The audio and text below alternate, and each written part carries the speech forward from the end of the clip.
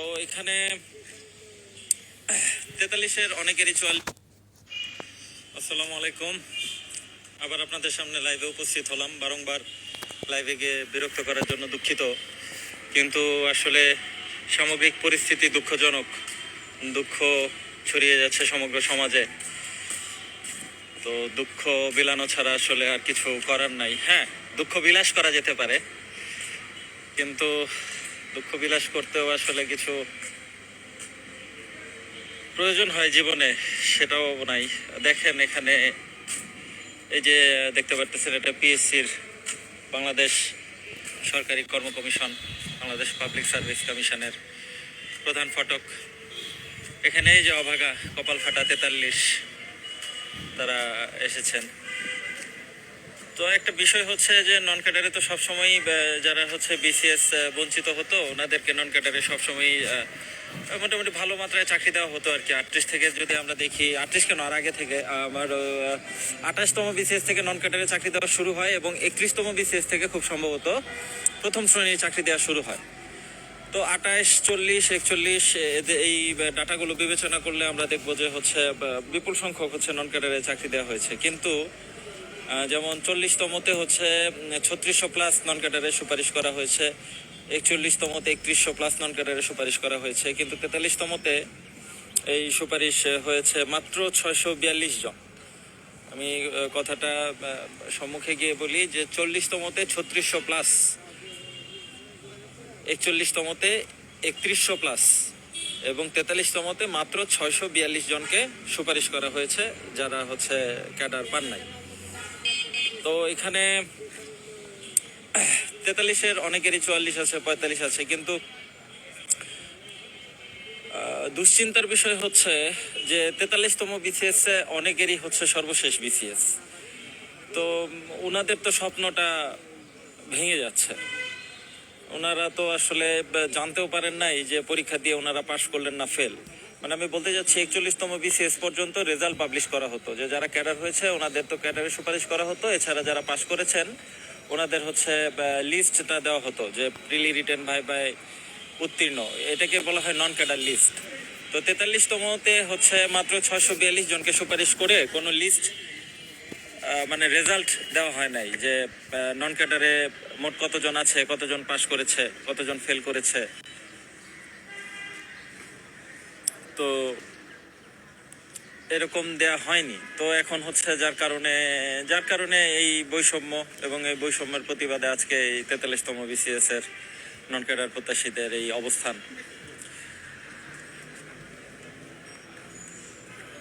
আজকে আসলে একটা কথা, এই এমন সময় আসলে একটা কথা বলতে ইচ্ছা করতেছে। অনেকদিন ধরে আমি ভাবতেছি একটা পডকাস্ট করব।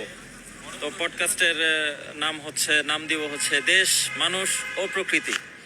এই পডকাস্টে আমরা সামগ্রিক সবকিছু নিয়ে আলোচনা করব। তবে বর্তমান প্রেক্ষাপটে আসন্ন নির্বাচনকে সামনে রেখে এখন মনে হচ্ছে এই নিজেদের অধিকার নিয়ে আলোচনা করাটাই আসলে সবচেয়ে বড় বিষয় আর কি। তো আমার আরো দুইজন হচ্ছে আছেন পডকাস্টে অংশগ্রহণ করবেন। একজন হচ্ছেন রুয়েটের গ্র্যাজুয়েট ভাই, হচ্ছে অনেক সিনিয়র মানুষ, 94-এর ব্যাচ মনে হয়। উনি বাংলাদেশ এয়ারফোর্স থেকে রিটায়ার করেছেন। আমি সব দলের লোক। হ্যাঁ, লাইভ চলতেছে। হ্যাঁ, আমি সব দলের লোক। হ্যাঁ হ্যাঁ, দলের তো নয়, মানে হ্যাঁ 43 আমার সুপারিশ আছে। হ্যাঁ, আবার 44 না, আবার যেহেতু ছবি তোলাই নিষেধ, আপনি ছবি তোলাই নিষেধ। হ্যাঁ, ছবি তোলা এবং ভিডিও ধারণ এখানে নিষেধ। এখানে না, ইয়ের ভিতরে, বিল্ডিং এর ভিতরে, পুরো এলাকাটাই হচ্ছে আপনার এলাকা, সংরক্ষিত এলাকা। আচ্ছা আচ্ছা, এটা হচ্ছে সাইনবোর্ড লেখা আছে সাদা। হ্যাঁ হ্যাঁ, ওটা হচ্ছে ইসের ভেতরে আর কি। হ্যাঁ হ্যাঁ, ওই যে সিসিটিভি ক্যামেরা লাগানো, ওই যে, হ্যাঁ ওইটার ভেতরে আর কি, বিল্ডিং এর ভেতরে ওখানে একটা নোটিশ লাগানো আছে যে ইয়ে ইয়ে কিন্তু কম্পাউন্ডে আমাদের যাতে না, আমার মনে হয় এই কম্পাউন্ডে ভিডিও ধারণ বা ফটোগ্রাফি। আমি আপনাকে বলি, আমি আপনাকে একটা প্রমাণ দেই। এই যে এখানে ছবি তুলে না ভাইবা দিয়ে, খেয়াল করছেন সবাই কিন্তু এটা প্রোফাইল পিকচার দেয়। মানা করি আসলে মূলত আমার মনে হয় যেটা ইসের ভেতরে, নিষেধটা আসলে ভেতরে, কম্পাউন্ডে না। তা বাহিরেও, কিন্তু কথা হচ্ছে কি অনেকেই মানে এটাকে আমলে নেয় না, কথা বুঝছেন? আচ্ছা, উনি যেমন ঠিক ওই যে মানে ধূমপান নিষেধ, এই আর কি, যেরকম লেখা থাকে না ধূমপান হ্যাঁ নিষেধ, হ্যাঁ, না ওই যে যারা পরীক্ষা দিতে আসে ওনারা এখানে ছবি তুলেন, প্রোফাইল পিকচার দেন। আদেশটাকে কোথায় নরমালি ধরে, নরমাল। আচ্ছা যাই হোক, এর ভিতরে তো আর যাচ্ছে না, এখানে অসুবিধা নেই। তো আমাকে বলা হলো আর কি যে একটু ভিডিও ধারণ এবং ছবি তোলা নাকি এখানে একটু আপত্তিকর কিংবা নিষেধ। তো এখানে আবার এই যে পিএসসি তে আমরা যারা ভাইবা ক্যান্ডিডেট ভাইবা দিতে আসি সবাই হচ্ছে আমরা ইয়ে করি, কি করি, ওই যে একটা ট্রেডমার্ক জায়গা আছে, ওখানে আমরা সবাই ছবি টবি তুলে ফেসবুকে প্রোফাইল পিকচার দেই। তো সেখান থেকে আমি ভাবছিলাম যদি ওই ওই অবস্থানটা আবার একদম বিল্ডিং এর নিচে, একদম বিল্ডিং এর নিচে, তো ওইখানে যদি সবাই এভাবে পাবলিকলি প্রোফাইল পিকচার দিতে পারেন, এদের মধ্যে অনেকে মনে হয় ক্যাডার হিসেবেও আমি দেখেছি। তো সেক্ষেত্রে পিএসসির ইসের ভেতরে একটু ভিডিও ধারণ কিংবা কিংবা মানে এই বাগানের এখানে ভিডিও ধারণ কিভাবে নিষেধ হতে পারে, এটা আসলে আমি বুঝলাম না। যাই হোক,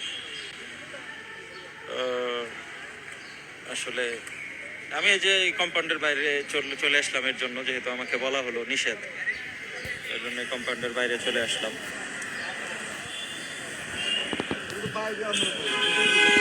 কিন্তু যাই হোক, ওভারঅল আসলে এই হচ্ছে পরিস্থিতি।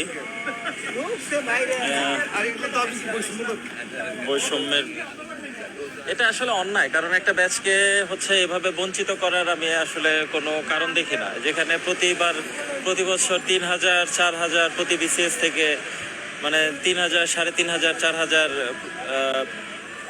ক্যাডার বঞ্চিতদের, যারা হচ্ছে ক্যাডার হতে পারেন নাই, ধরে নিলাম ওনাদের যোগ্যতা ওই পরিমাণ নাই, কিন্তু ক্যাডারের যোগ্যতা এবং নন ক্যাডারের যোগ্যতা তো সমান না। ওনারা প্রিলি রিটেন ভাইবা পাস করার পরে তো ওনারা অবশ্যই নন ক্যাডার যে কোনো চাকরি করার জন্য উপযুক্ত। ইনফ্যাক্ট ভাইবা বোর্ড থেকে যখন একটা ছেলেকে পাস করায় তখন কিন্তু তাকে এই মর্মেই পাস করায় যে তার যদি রিটেন পরীক্ষা ভালো থাকে সে কিন্তু ক্যাডার হয়ে যেতে পারবে। তার মানে ভাইবায় যে উত্তীর্ণ হয়, ভাইবা বোর্ডের যারা বিজ্ঞ সদস্যগণ ওনারা তাকে একজন ক্যাডার হিসেবেই ভেবে নিয়ে পাস করায় যে ওনার যদি রিটেন খুব ভালো হয় তাহলে উনি ক্যাডার হতে পারবেন।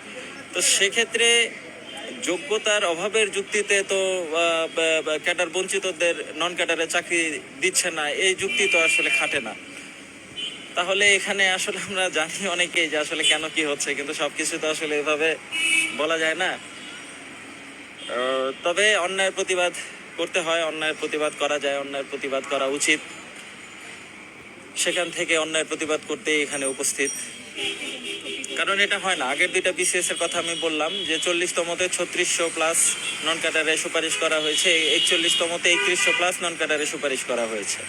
আগের দুইটা বিসিএস 3600 প্লাস 3100 প্লাস, 43-এ এসে কিভাবে মাত্র 642 জনকে সুপারিশ করে এবং রেজাল্টটা ক্লোজ করে দেয়। তারা জানাইলো না যে ছেলে পেলে পাশ করলো নাকি ফেল করলো। স্ট্রেঞ্জ আর কি, মানে সেলুকাস, অ্যাবসার্ড, জিবারিশ, গার্বেজ, ঠিক আছে, মানে মানে মানে লুনাসি, কি আর বলবো।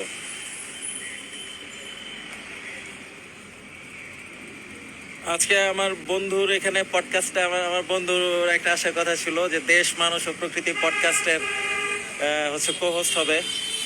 তো ওকে লাইভে এখানে দেখলে আসলে করতাম, ইনভাইটেশন জানাতাম যে আমাদের দেশ, মানুষ ও প্রকৃতি পডকাস্ট, যেখানে আমরা সার্বিক সব কিছু নিয়ে কথাবার্তা বলবো ইনশাল্লাহ। তো আমার বন্ধুটা হচ্ছে এখন নাই, লাইভে নাই।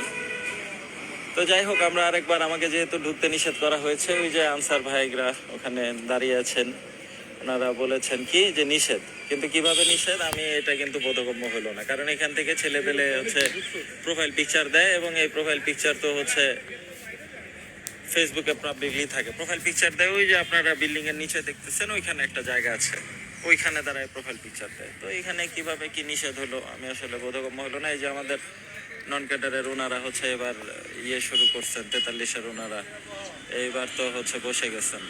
এই যে দেখেন, এইবার তো হচ্ছে বসে গেছেন।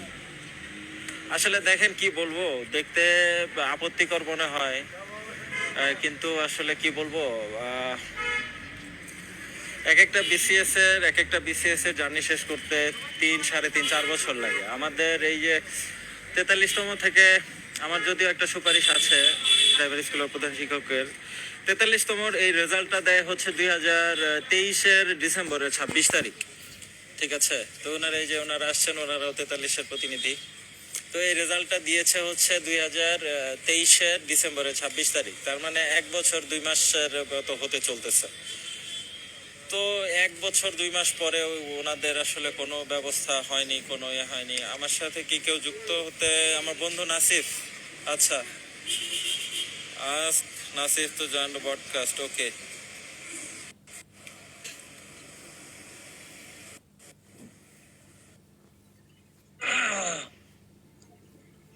তো এতদিনেও হচ্ছে ওনাদেরকে অনেক সুযোগ ছিল, অনেক পথ ছিল, বিভিন্ন জটিলতার কারণে ওনাদেরকে আসলে বিভিন্ন মূলা দেখিয়ে ঝুলিয়ে ওনাদেরকে আসলে আজকে এই যে পথে বসিয়ে দিয়েছে আর কি। দীর্ঘ 1 বছরের সময় এইখানে 43-এর আমাদের অনেকেরই, এই যে 43-এর আমাদের এক সহযোদ্ধা 43-এর ভাই, আহ, না লাইভ করতেছি, ঠিক আছে, যতটুকু প্রচার করা যায়। তো আমি যেটা বলতে চাচ্ছি, আমি আমি বলতে চাচ্ছি যে হ্যাঁ, 43, অনেকে 43 থেকে চাকরি না পেলেও 44 পাবে, যেমন আমি, আমার মতো এরকম অনেক ক্যান্ডিডেট আছে, 50% ক্যান্ডিডেট এরকম আছে। আহ, কিন্তু কিন্তু 43 নির্দিষ্ট অল্প সংখ্যক মানুষের হলেও 43 হচ্ছে শেষ বিসিএস। তো তাদের ক্ষেত্রে কি হবে? তাদের ক্ষেত্রে কি হবে? এটা হচ্ছে কথা। তাদের ক্ষেত্রে কি হবে? তো তাদের তো 43 শেষ বিসিএস, শেষ ভরসা। তাদের ক্ষেত্রে আসলে কি হবে? তো এটা আসলে আবার এদিকে আমার আমার আমার আমার নিজের সাথেও একটু মানে 43-এর সার্বিক প্রক্রিয়ার সাথে আমারও একটু কিছু বিষয় একটু দ্বন্দ্ব ছিল। কিন্তু যাই হোক, আমি সেই দ্বন্দ্বগুলো প্রকাশ্যে উপস্থাপন করি, সবকিছুই করি। আমার সাথে মেনলি ছিল হচ্ছে যে যখন আমাদের 44-এও ভাইবা প্রার্থী, যখন আমাদের 44-এর স্বৈরাচারের পতনের পরে যখন পুনরায় ভাইবার শিডিউলটা দেয়া হয়, তো তখন হচ্ছে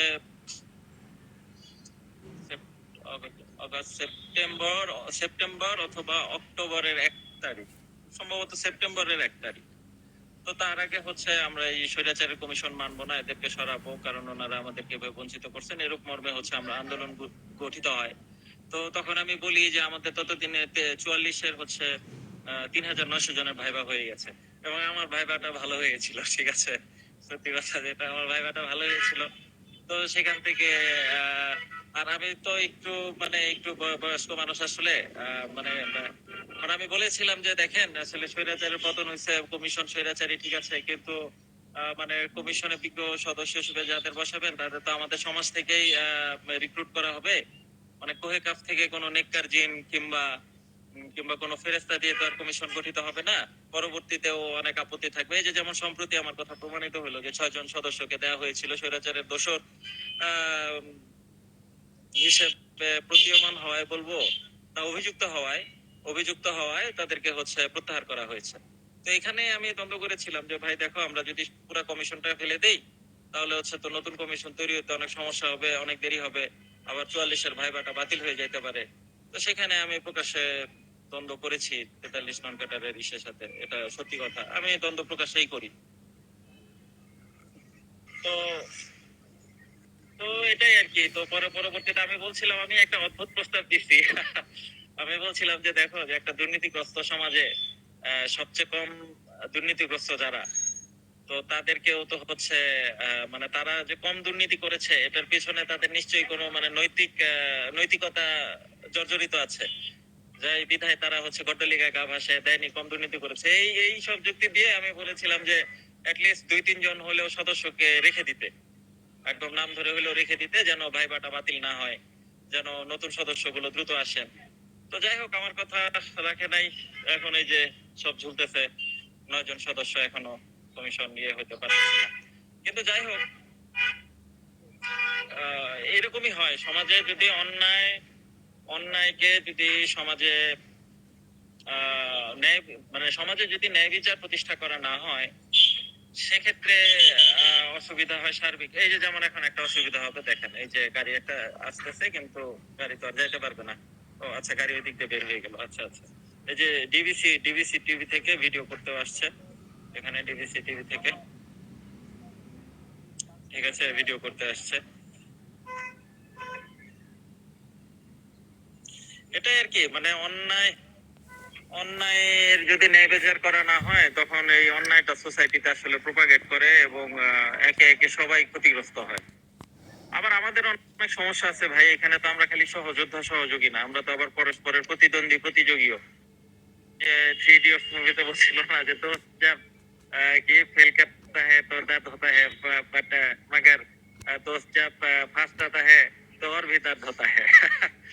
এরকম একটা বিষয় আছে আর কি। তো যাই হোক, কিন্তু এখানে আমাদের সকলের তো গন্তব্য আসলে এক জায়গায়।